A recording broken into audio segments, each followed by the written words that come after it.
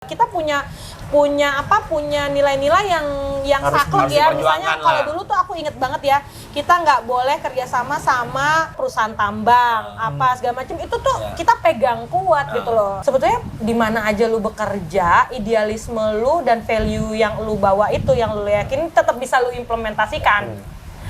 Jadi salah ketika kalau misalnya para aktivis muda terus nanti berpikir bahwa kalau lu udah nggak lagi demo di depan istana atau lu nggak lagi begini begitu, lu udah bukan lagi human rights defenders loh. Dan itu lebih parah tuh yang gue ngelihat adalah ini tuh perempuan sama perempuan saling julid cuy gitu loh. Itu emang bukan udah biasa. Nah, itu kan jadi rotep.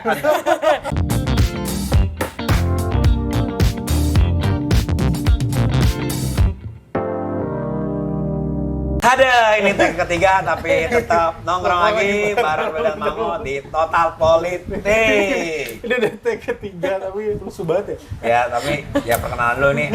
Udah lemes. Mak Dula Eta. Apa itu? Madula Eta. apa itu Anda dulu tadi ya? awal antusias, pasti Anda sudah tahu jawabannya. Tapi biar teman-teman tahu, karena menurut gue ini Gimana kalau dia aja yang ngasih tahu? Ayo mungkin lo bisa jelasin. Profesi Dula itu apa tuh? Enggak lah dia. Oke, jadi Dula itu dari bahasa Yunani yang artinya woman servant, pelayan perempuan. Nah, melayani perempuan buat apa? Buat kehamilan, persalinan, dan pasca persalinan. Itu sih profesi Tadi Dula. gue ulang lagi Ya, jokesnya. ini jokesnya. Mari, jokesnya. Ini mirip-mirip dukun beranak soalnya jadinya. Apa bedanya dukun beranak dengan Dula? Jadi kalau dukun beranak kan itu ya itu kearifan lokal ya. Nah, kalau kita jadinya kita ikut workshop sertifikasi. Ya, Ada gitu. sertifikasinya, ini Ada. yang baru tahu gue. Nah, ya, Ada sertifikasinya. Ada sertifikasinya dan tiap tahun itu ada bayarnya afiliasi. Oh gitu? Iya. Ada bayaran juga. Oh, ada organisasi Tingkat internasional ya? Ada, iya. Harga- Dan emang di Indonesia belum ada pengajarnya. Jadi kalau Ini kayak organisasi internasional Iya. yang men-certify? iya. Wow, Gitu. itu gue baru tahu, excited lagi kan? Jadi kayak gitu. Itulah Dula. Itu dulu. Nah. Dan selain Dula tadi itu yang ngurusin masa persalinan, ini Doi juga aktivis bro. Dari organisasi terbesar.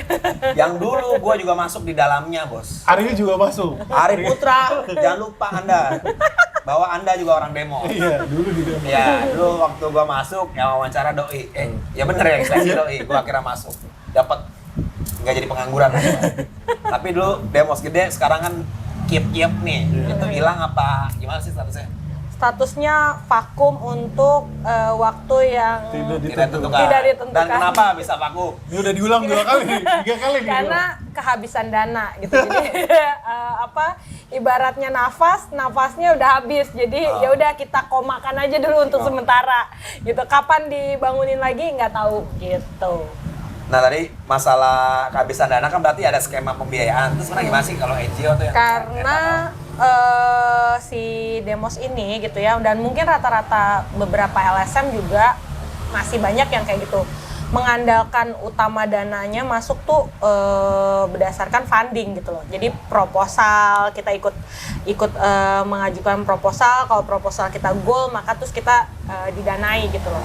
Dan hampir sekian besarnya itu kan mendanai istilahnya kinerjanya gitu loh. Dan nggak ada pemasukan dari sektor lain selain funding itu gitu. Jadi nggak punya tuh misalnya sektor bisnis atau ada sayap lainnya untuk yang menghasilkan juga gitu. Akhirnya ya pada di sekitar bisa dibilang kayak 6 tahun lalu ya atau 5 tahun lalu itu ya udah kita kan setelah yang kita udah bisa pilih presiden langsung apa segala macam, itu kan indikator demokrasi kita dianggap sudah baik ya kan. Akhirnya isu-isu atau tema-tema demokrasi tuh udah kehilangan pasar di Indonesia. Jadi para funding itu negara-negara maju menghabiskan uang pajak warga negaranya di negara lain yang dirasa demokrasinya masih butuh bantuan gitu. Jadi akhirnya Demos ya udah kehilangan sektor untuk berkompetisi untuk ngambil pendanaan itu gitu. Terus sedangkan juga nggak cukup kreatif untuk ngambil tema apa nih yang masih berhubungan gitu. Sebetulnya kan waktu itu sempet sih aku kayak ngajuin usul gitu, gimana kalau garap youth-nya, anak mudanya gitu kan, karena sebetulnya banyak banget juga anak muda yang belum ngerti gitu perihal demokrasi gitu kan. Ibaratnya mereka mikirnya demokrasi tuh ya partai politik gitu. Partai politik tuh buruk gitu, jadi kayak enggan masuk demokrasi, padahal sebetulnya ya partai politik tuh kendaraan gitu. Demokrasi ini nggak bakalan bisa terjadi kalau lu juga nggak percaya sama sistem politik, sama partai politik. Itu tuh yang harusnya kita edukasi gitu. Nah, ya udah gitu. Akhirnya kan juga ya merasa yang punya organisasi kan, karena bentuk organisasinya Demos itu perkumpulan. Jadi suara terbesar ada di rapat umum anggota. Jadi keputusannya pada saat itu Dewan Pengurus memutuskan untuk vakum aja dulu. Gitu. Tapi mungkin saatnya sekarang Demos bangkit. Kan demokrasi Indonesia lagi mundur. Itu udah jokesnya udah saya ulang. Jangan ulang orang-orang Demos yang butuh pekerjaan. Yang butuh pekerjaan. Katanya, buat balik lagi. Gue menarik nih. Jadi ini kan bubar, vakum. Berarti kan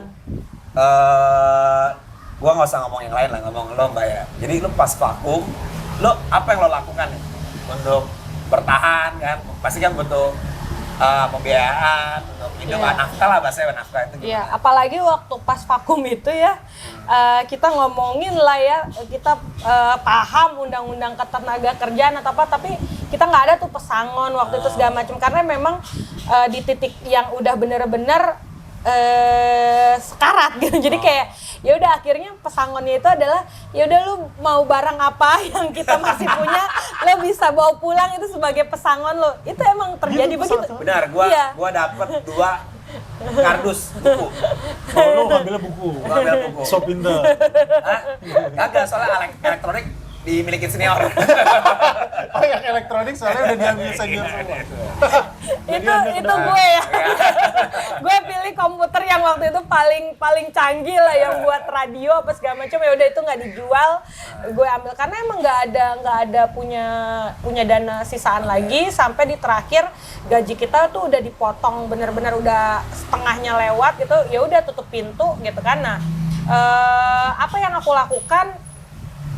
Ya sama lah seperti mungkin kayak kemarin kita pandemi gitu, orang yang tiba-tiba dirumahkan atau apa yang harus dilakukan? Ya kalau namanya orang udah di depan mata, ya mau nggak mau diterima aja dulu gitu kan. Ya udah. Nah, tapi kan aku pada saat itu kalau secara eksistensi diri gitu ya, ya ada beberapa lembaga lah yang bisa ibaratnya kayak buat di bio gitu ya, adalah gue anggota pamflet generasi gitu, terus atau pengurus sanggar suara gitu. Terus akhirnya juga di tahun berapa itu tiba-tiba aku dikontak, ada yang mau bikin organisasi gitu ya, namanya Rukun Bestari. Jadi saat ini sebetulnya secara organisasi gitu ada yang tetap aktif di dunia itu, tapi akhirnya aku berpikir mencari profesi lain, yaitu tuh dula itu tadi gitu loh. Akhirnya walaupun sebelumnya aku memang punya talenta gitu sebagai notulis apa kayak gitu. Jadi kayak ya udah dilakuin aja, karena memang pada saat itu lembaga kita nggak bisa harapkan gitu ya. Ya akhirnya ya memasang mode survival masing-masing. Survival mode. Ini kan survivalnya Beta ya. Maksud gua kayak sekarang kayak teman-teman gue nih, jujur aja kayak Zaman dulu tuh belum ada Kita Bisa sih ya. Jadi ada crowdfunding demi Demos gitu kan. Tapi sebetulnya nggak pernah obrolan itu juga udah sempat kita ngomong, misalnya kayak jual merchandise lah atau apa kayak gitu. Tapi kan gini loh,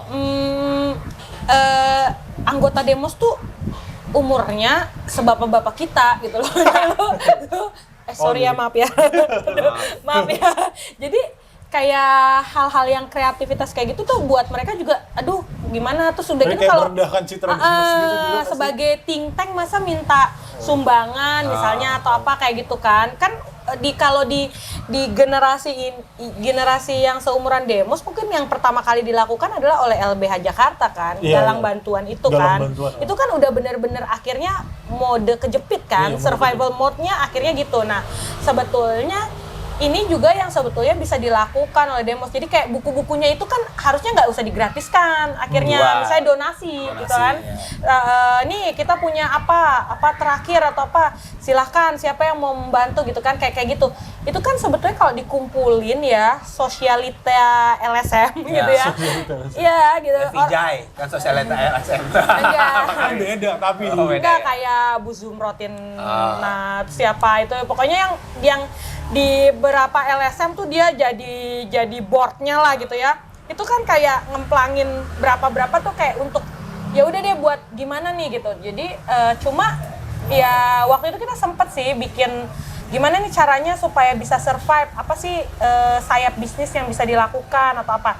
Kalau aku kan dulu mikirnya juga sebetulnya kita bisa bikin riset-riset berbayar kan yang bukan isunya politik nih. Kita kan punya peneliti-peneliti nih yang istilahnya oke nih kita garap di luar itu tuh lu meneliti apa gitu ya, nanti berapa persennya lu sumbangin atau apa donate gitu kan kayak itu gitu. Yang dilakukan lembaga saya dulu tuh. Nah, ya kayak gitu kan untuk survive kan sebetulnya ada banyak cuma itu nggak kepikiran. Jadi harusnya ya begini karena kan kita tuh menggagas demokrasinya kita nggak boleh berpihak sama siapapun apa kayak gitu. Jadi kayak apa ya kalau aku ngelihat di awal di akhir ini tuh kayak nggak fleksibel, nggak luwes gitu loh. Padahal nilai-nilai itu sebetulnya ya tetap bisa dipegang tapi tetap ada mengikuti zaman gitu loh.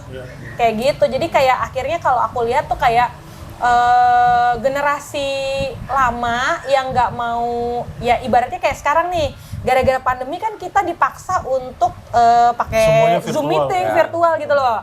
Nah tapi kan kondisinya dipaksa gitu. Nah pada saat itu tuh nggak ngelihat itu sebagai suatu potensi atau peluang jadi gitu. Jadi kalau menurut aku itu sih gitu loh. Jadi gagap-gagap yang nggak mau lah. Terus kalau lihat penelitiannya Demos kan emang kualitatif banget kan, bukan kuantitatif kan.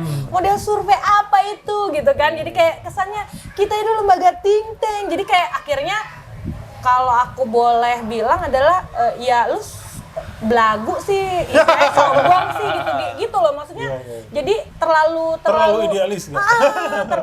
Bukan idealis juga ya, terlalu idealis harus gitu. Kita punya nilai-nilai yang saklek ya. Misalnya kalau dulu tuh aku inget banget ya, kita nggak boleh kerjasama sama perusahaan tambang segala macam itu tuh kita pegang kuat gitu loh. Sampai sekarang pun gue tuh sama perusahaan tambang tuh ya tetap di gue enggak deh gitu ya. Kalau nanti misalnya Madula Eta akan di sponsori oleh siapa gitu. Enggak gitu. Jadi kayak gitu tapi kayak nggak percaya sama regenerasi di dalamnya juga gitu loh. Jadi akhirnya tuh ya konflik internal menjadi konflik lembaga, terus akhirnya kita nggak punya dana itu sih gitu loh.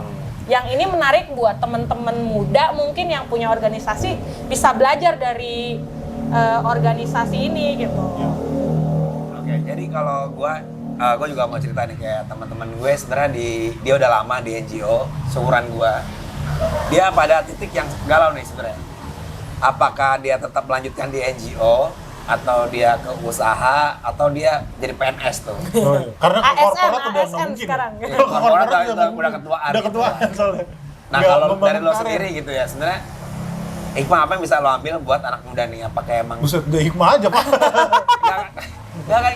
Ya nggak sih, maksud lo kan orang kan awalnya mungkin menggebu-gebu terus pada satu fase dia harus di pilihan hidup kan, banyak tentang harus berkeluarga, orang tua dan semacamnya. Maksudnya kalau dari lo sendiri gimana? Kan kalau misalnya kalau kita kayak tarik ini kan kalau pas anak muda idealisme gitu nomor 1. Giliran udah berkeluarga kan prioritas selalu ada kan. Sebetulnya kan idealisme dan kebutuhan hidup harusnya bisa sejalan. Kalau kita di ranah yang sebetulnya kita percaya demokrasi ini baik atau apa, kan harusnya itu nggak bersimpangan. Nah, menurut aku sih kalau misalnya kamu menjadi staf NGO gitu ya, bukan organisasi yang kamu generik kamu bangun gitu ya, misalnya kamu 4-5 orang berkumpul lalu mendirikan organisasi gitu kan, itu kan suatu hal yang berbeda. Lu mau tinggalin atau gimana? Karena sebetulnya ketika lu bangun organisasi kan lu bukan cuma bangun, ada misalnya kalau organisasi itu udah mempekerjakan staf atau apa, lu bertanggung jawab juga menghidupi staf lo kan gitu. Jadi kita belajar dari yang masalah apa yang dulu-dulu tuh, ya lu jangan mewariskan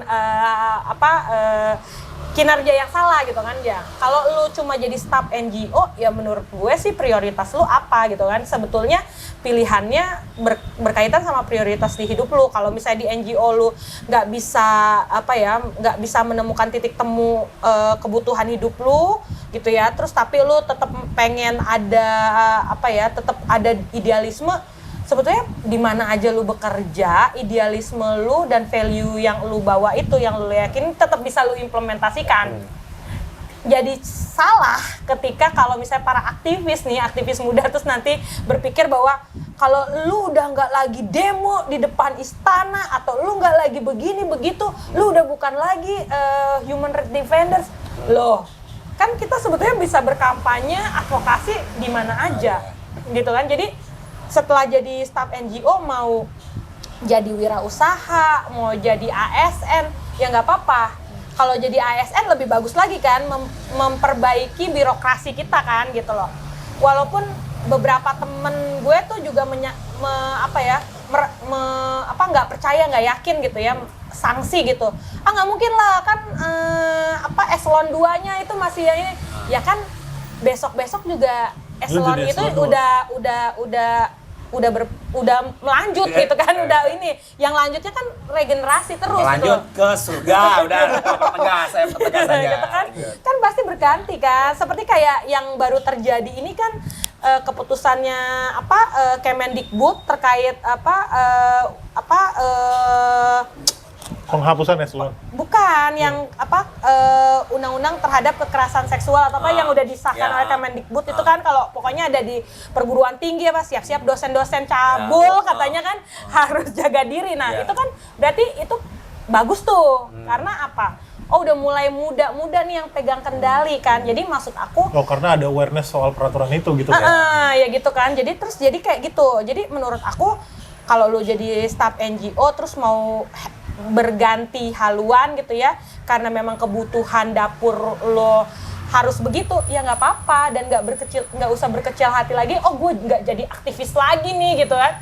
Ya enggak lah, tetap bisa jadi aktivis gitu. Lo punya kafe, lalu lo dedikasikan, tiap hari Jumat teman-teman gue aktivis boleh nongkrong nih di sini atau apa. Ya kan berarti lo berkontribusi juga pada advokasi, pada kampanye. Terus lu di birokrasi ya lu juga mereformasi gitu. Itu tuh possibility-nya malah lebih mungkin ketimbang lu terus di NGO tapi ya udah stagnan di situ, terus udah gitu terganggu mental health-nya karena ternyata di NGO kena mental juga. Ya iyalah. Dia tergantung mentalnya karena besok tahun depan ada donor lagi. Nah, bisa jadi kan gitu juga. Iya. Itu Tahun depan gitu. gue masih digaji nggak ya? Nah iya, gue capek-capek memperjuangin hak orang, hak gue siapa yang perjuangin? Nah kayak gitu kan. Wah, curhat nggak dapet Sama. Ya kan? Pelan-pelan curhat kan gue gitu. Jadi kayak gitu. Jadi menurut aku sih ya aku juga sempet sih kayak ngerasa waduh, gue nggak dipakai lagi jadi fasilitator HAM gitu kan, setelah nggak kerja di Demos. Kok itu anak-anak itu pada bikin pelatihan untuk anak muda, kok gue nggak di calling lagi jadi fasilitator? Apa gue udah ketuaan atau gue udah nggak kerja di LSM lagi, udah beda lah pasti pandangannya gitu.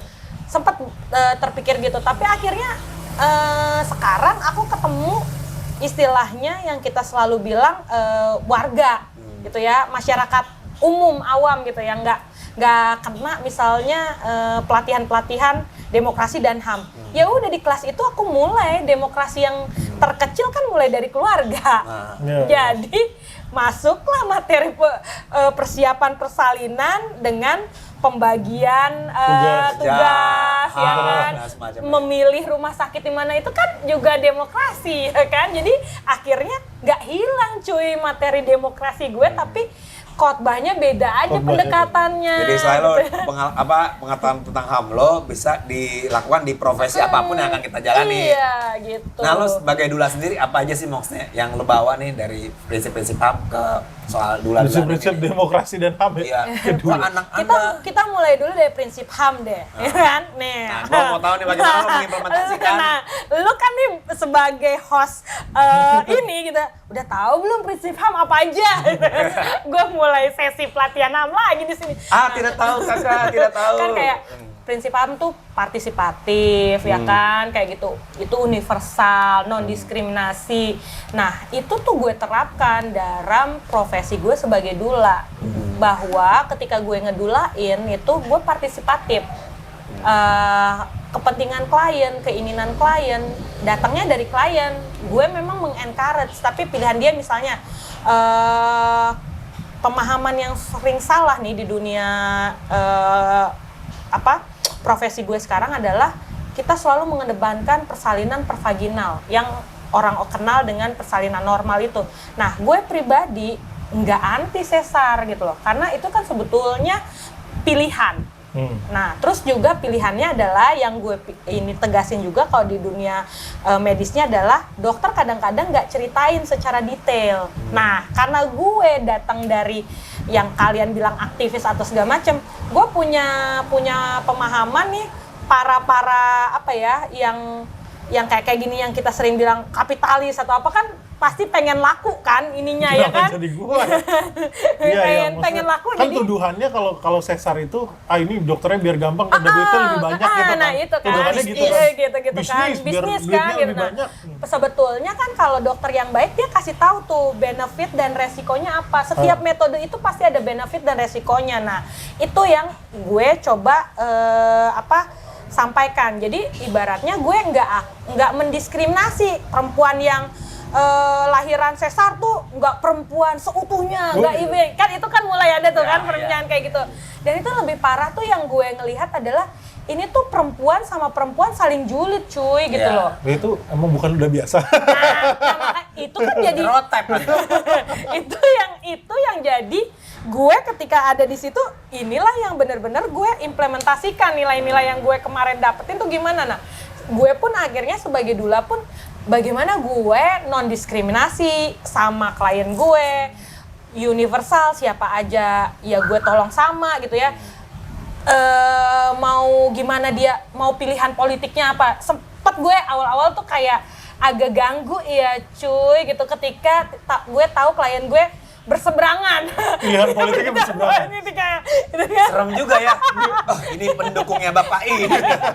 Anaknya saya. Kan kayak agak gimana gitu karena si bapaknya pakai baju itu loh gitu kan dia pada zaman-zaman kaos partai gitu kan. Kaos pendukung gitu. Iya, kaos pendukung gitu kan. Ya kaosnya itu enggak pendukung tapi kalimatnya tuh ya mengarah gitu kan.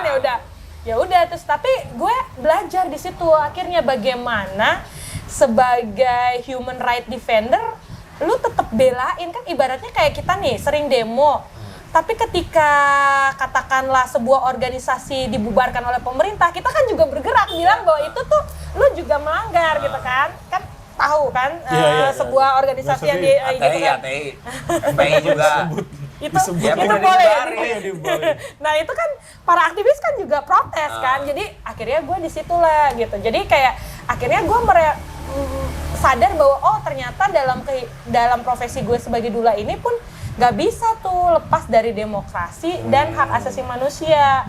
Dari situ akhirnya juga, dan ini juga gue coba posting di akun media sosial gue gitu. Walaupun gayanya yang nggak kayak gue zaman waktu di LSM gitu, bahwa hukuman mati itu melanggar HAM gitu, enggak gitu kan. Tapi pakai yang pendekatannya lebih humanis, keseharian gitu. Kayak gitu bahwa ternyata lu dipaksa oleh dokter lu begini, itu tuh sebetulnya melanggar hak ini terus lu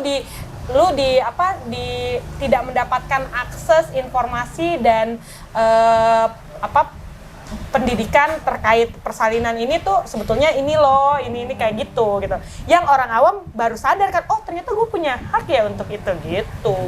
Jadi sebenarnya kalau bisa dibilang dibanding lo di demos dulu sama sekarang, lo lebih implementatif ya soal demokrasi dan HAM.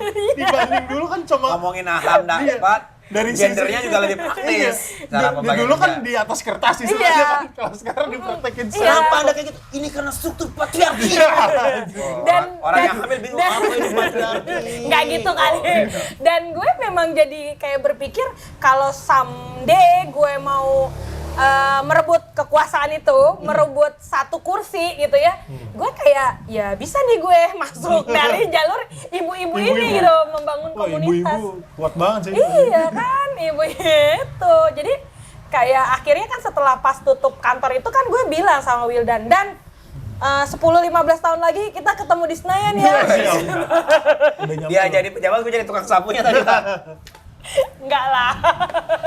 Gitu.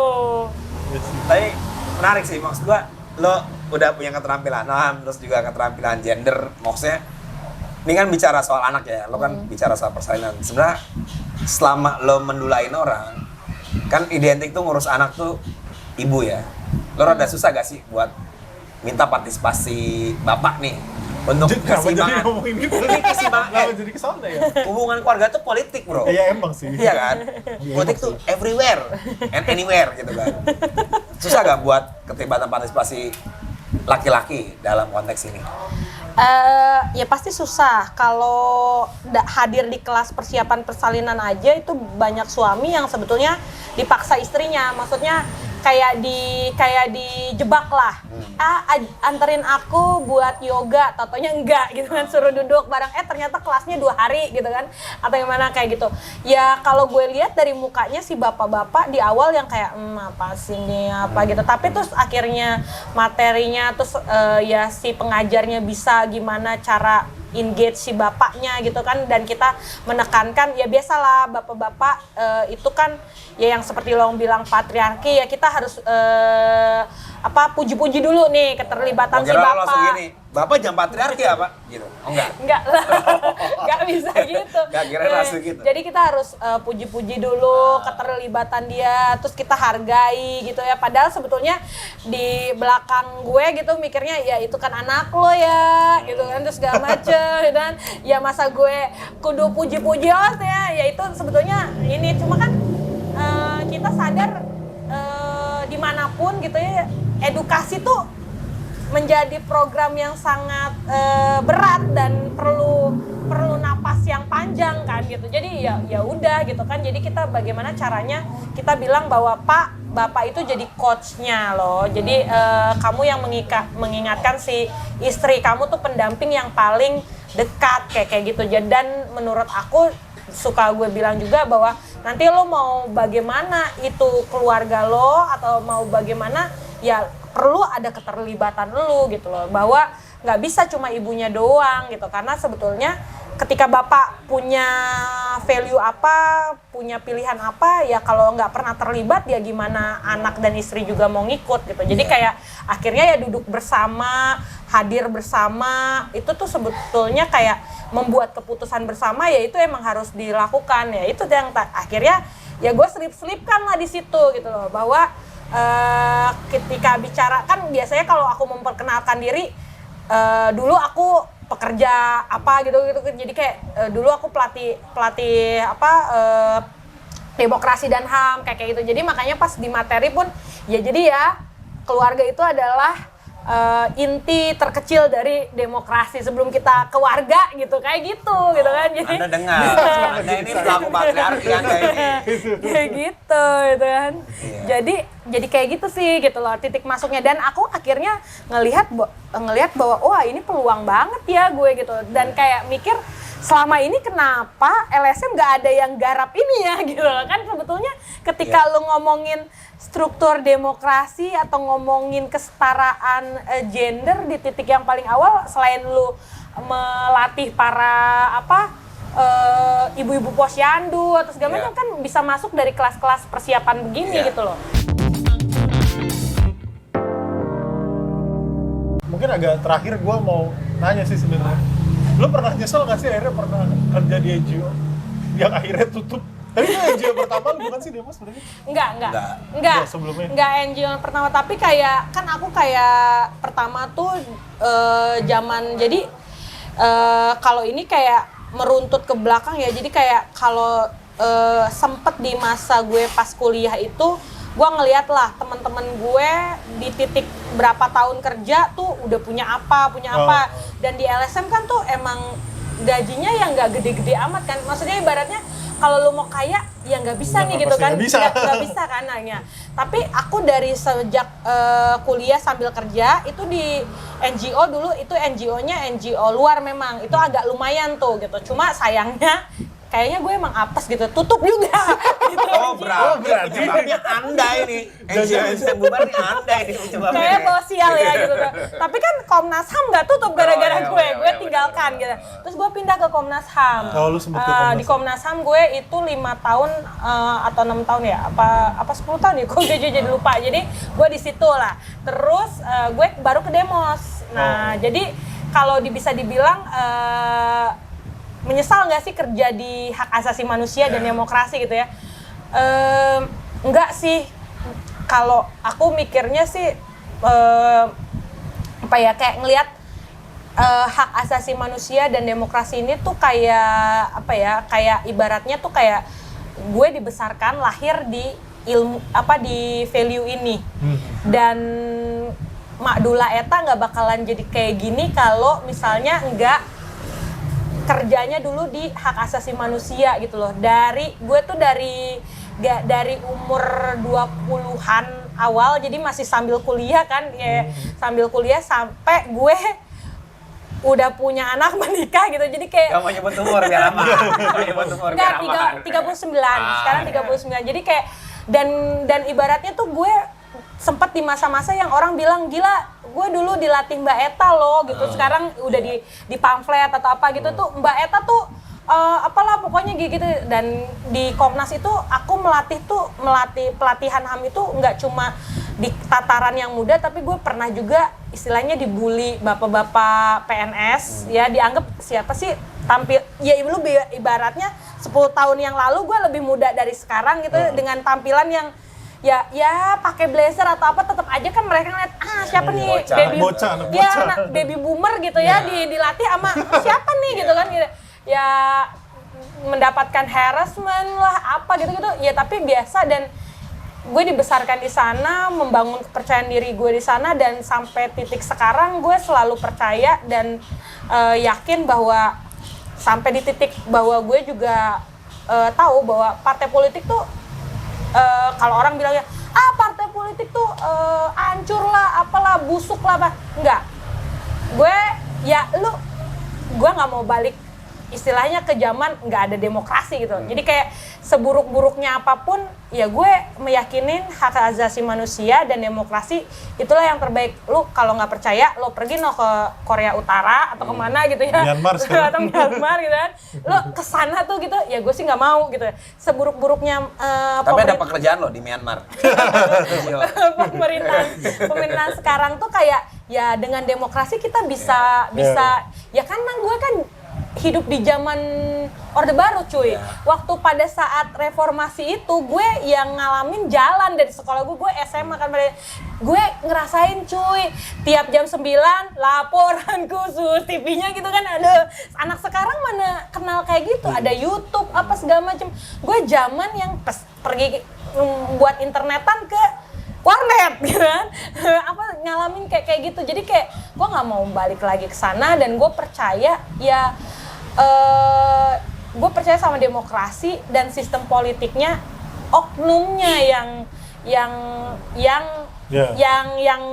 yang menurut gue dimanapun itu ada selalu oknumnya yang salah. Misalnya kayak penumpang gelap tuh kalau bahasanya Demos kan. Penumpang gelap demokrasi. Free rider, penumpang gelap demokrasi. Nah itu gitu. Dan kemarin kan yang seru dengan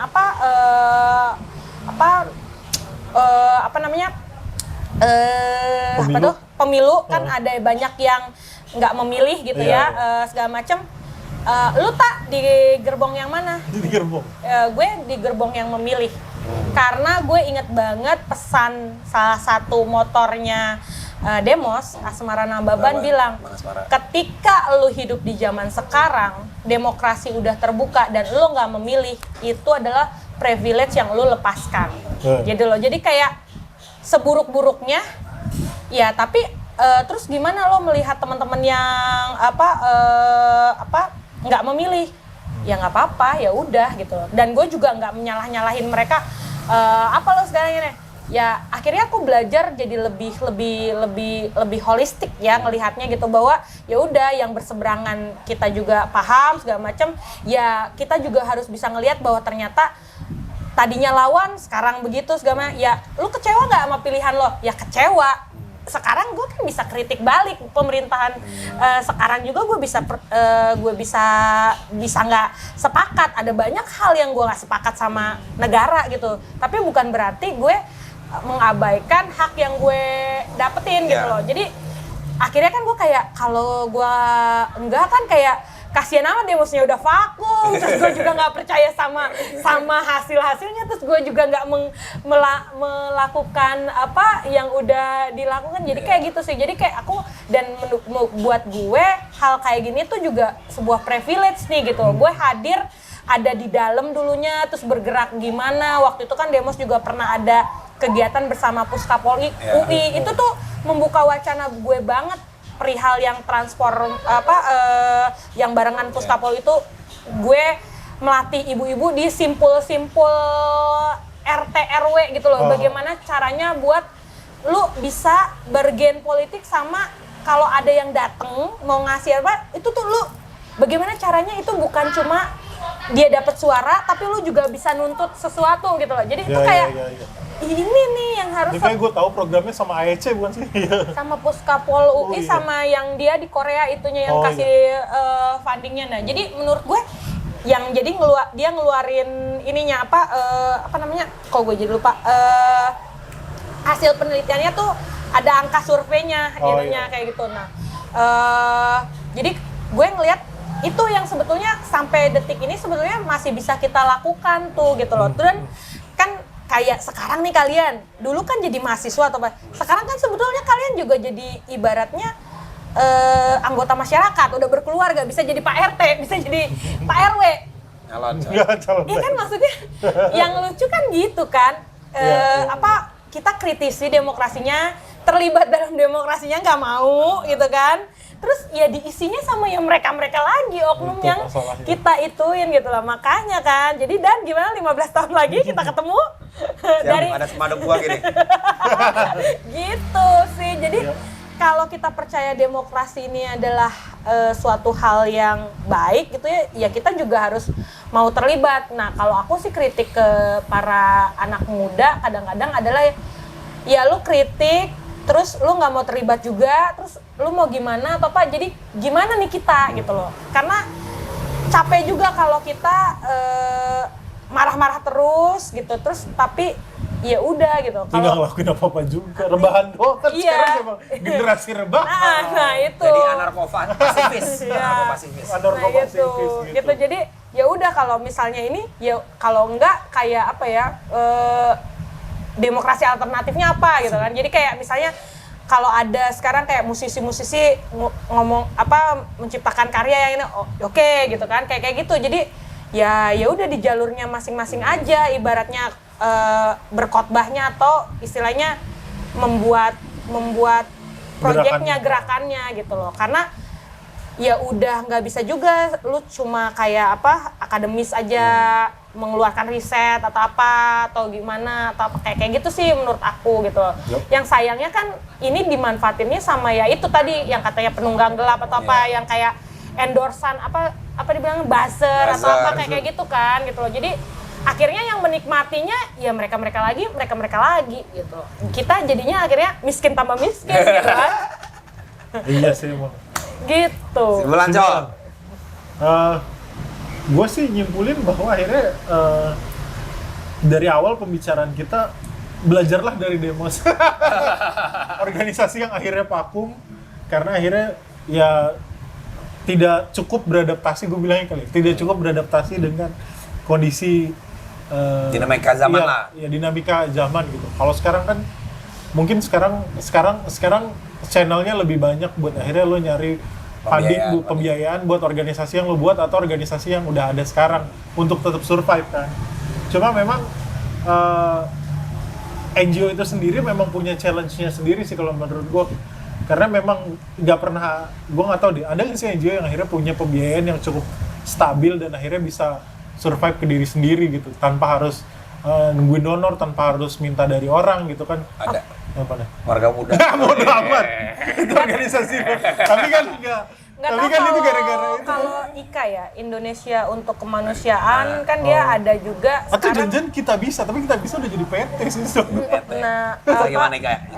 IKA itu kan jadi dia punya ada selalu ada ininya garasel apa ya buat yang buat, apa iya. jadi kayak dia jual barang-barang pre-love yang hasil sumbangan atau apa kayak Oh gitu. iya. Tapi maksudnya tetap itu berarti kan dari sumbangan kan, bukan satu sustainable business. Nah, setahu aku terus mereka bikin sekarang ada coffee shopnya dan kayak si coffee shop kekininya gitu. itu kan Kekininya. punyanya si itu juga. Jadi kayak side businessnya kan gitu. tetap Itu ada. Tapi mungkin gua rasa kalau dari coffee shop doang mah nggak akan susah guys. sewain ruangan juga kan. juga. Kalau coffee shopnya baru sekarang kan. Kalau sewain ruangannya tuh udah dari yang kapan. Nah itu salah satu tahu. contoh Iya. dari pembiayaan itu. Makanya berarti harus belajar dari situ bahwa emang untuk tetap NGO itu eksis ya harus tahu sumber pendanaan dan harus menciptakan sumber pendanaan. Dan kalau kalian udah jadi pekerja NGO ya siap-siap lah. Harus siap dalam kondisi terburuk Anda juga. pensiun di umur 30. Bukan ya. Saya siap juga dalam kondisi terburuk. Mungkin nggak tahu kan waktu itu Mbak Eta mungkin pada saat itu. Mungkin sekarang NGO juga ada yang mati gara-gara pandemi misalnya. Iya. Kan kita nggak ada yang tahu kan. Maksudnya NGO yang lain Iya. yang akhirnya mati gara-gara Dan pandemi NGO kan nggak punya kayak apa sih, punya apa sih, pesangon atau atau apa gitu yang ya tadi kan? dibilang. Maksudnya harus siap juga dengan hal-hal yang kondisi terburuk dan Tutup cuma bau badan Iya. gitu. dan akhirnya mesti pivot ya bahasa anak Iya, sekarang pivot. pivot tiba-tiba jadi PNS atau jadi pengusaha itu harus disiapin juga. Kalau menurut gue sih gitu. Ya sih kalau gue sih sepakat sih. Jadi emang dari dulu tuh waktu gue ngurus sekolah komunitas Bhinneka Ceria itu, emang gue udah sadar bahwa organisasi itu harus ditopang sama bisnis sih. Model bisnis apapun ya, maksudnya terbuka dengan pencarian dana seperti apapun, yang penting tidak melanggar prinsip-prinsip apa yang kita perjuangin gitu. Bahkan gue lagi ada obrolan juga kayak di Warga Muda, kenapa kita bisa kok crowdfunding patungan, habis itu kita main saham gitu kan. Ya kalau baik orang tentang saham, tapi kalau saham itu bisa ngidupin organisasi dan bisa berbuat baik, kenapa enggak juga gitu kalau Iya, gua. iya. Makanya kita juga ada beberapa lini bisnis itu. Terus yang kedua, gue seneng banget sih ngelihat Beta ya. Maksudnya dia dula, tapi masih ada semangat Nah, itu dia, itu. Jadi di situ gue nggak bilang cuma dula. Maksudnya dimanapun profesi lo apapun, lo bisa kok masih bawa spirit perjuangan lo. Iya, betul. Entah dunia Betul. bisnis, di Iya. ASN, di pegawai bank, apa dan semacamnya gitu kan bisa dipakai. Itu sih. Ini yang ketiga, memang mungkin kalau pengalaman gue juga di NGO ya, maksudnya lo jangan cari kaya di NGO, tapi bisa cari sampingan. Iya. Dulu kan gue di demo sampingan gue ngojek juga, Mbak. Gitu kan. Gojek. Akhirnya gue tahu gimana cari sampingan. Jadi kita harus legowo karena memang tidak ada yang namanya perjuangan tanpa pengorbanan, dan masuk NGO itu adalah fase perjuangan. Dan ketika lo bekerja dan membawa visi-visi perjuangan, itu pun juga perjuangan juga buat gue. Jadi thank you banget Mbak Eta udah meluangkan waktu. Sama-sama. Follow Mbak Eta di mana? Oh ya, sama follow Mbak Eta di Instagram saya Mak Dula Eta. Mak Dula. Tulisan Dula tuh Bukan. DOULA. Nah intinya kalau kalian istrinya hamil atau nggak kalian hamil, Mbak Eta siap melayani oligark maupun proletar ya. Iya. Yang level oligark bisa dilayani, yang level proletar juga bisa dilayani. Jadi karena gue suka kata-kata terakhir dari Mbak Eta. Mungkin kita bisa memulai demokrasi Dari rumah. Dari rumah. Siap. Anda jadi jangan pakai hati Anda. Udah. Ada hati. Jadi jangan lupa mulai demokrasi dari rumah. Perjuangan ada di profesi apapun. Iya. Iya. Subscribe Total Politik. Bye bye.